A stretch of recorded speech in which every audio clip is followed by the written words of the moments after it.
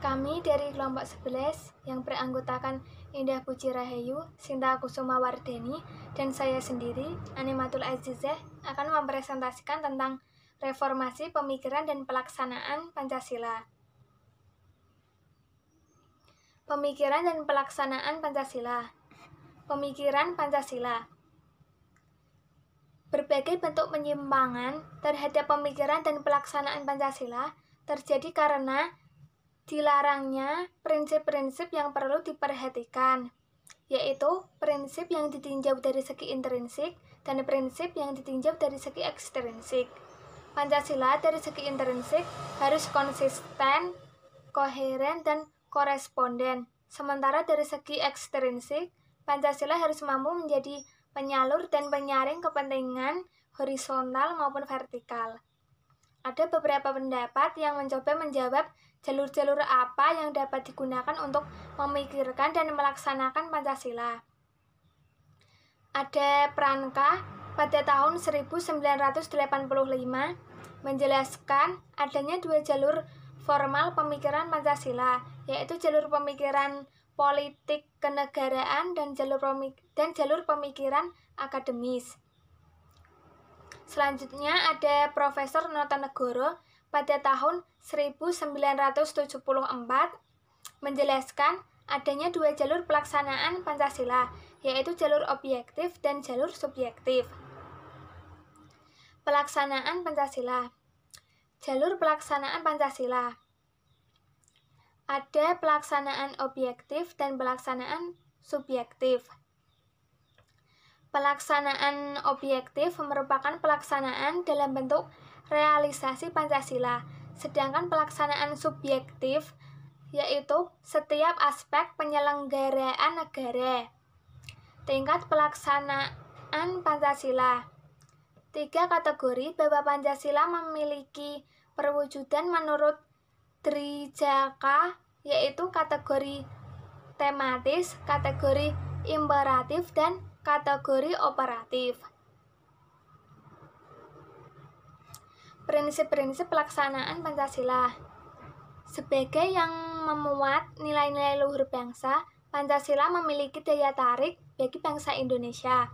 Pelaksanaan nilainya tidak dipaksakan, melainkan melalui kesadaran, sehingga yang dilakukan adalah pilihannya secara otonom.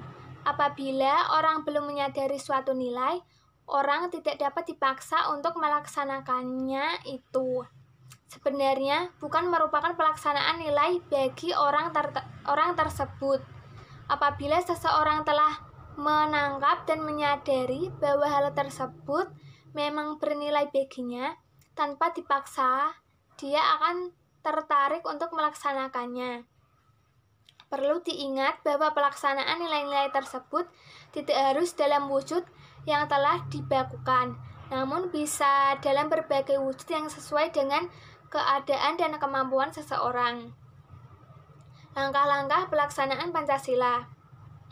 Berdasarkan pemahaman yang telah dimiliki, diharapkan bangsa Indonesia menemukan, merasakan, serta menghayati nilai-nilai Pancasila.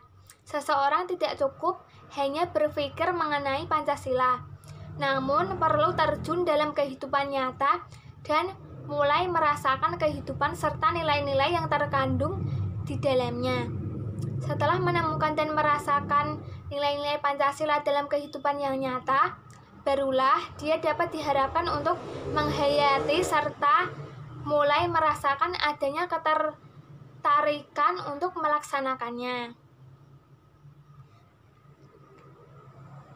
Reformasi pemikiran dan pelaksanaan Pancasila. Reformasi pemikiran. Pengertian reformasi yaitu perubahan secara dramatis untuk perbaikan suatu masyarakat atau negara.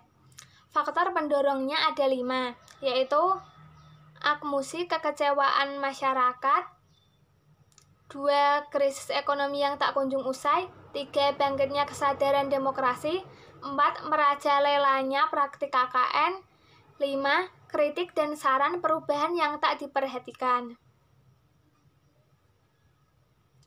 Pelaksanaan Pancasila. Beberapa usulan dalam upaya mereformasi pelaksanaan Pancasila, yaitu mengarahkan pemikiran Pancasila yang cenderung abstrak ke arah yang lebih terkontrol, mengarahkan pemikiran Pancasila dari kecenderungan yang sangat ideologis ke ilmiah, mengarahkan pemikiran Pancasila dari kecenderungan subjektif ke objektif. Penyebab terjadinya berbagai penyimpangan, yaitu adanya gap atau ketidakkonsistenan dalam pembuatan hukum atau perundang-undangan dengan filosofi, asas, dan norma hukumnya. Kelemahan para penyelenggara negara.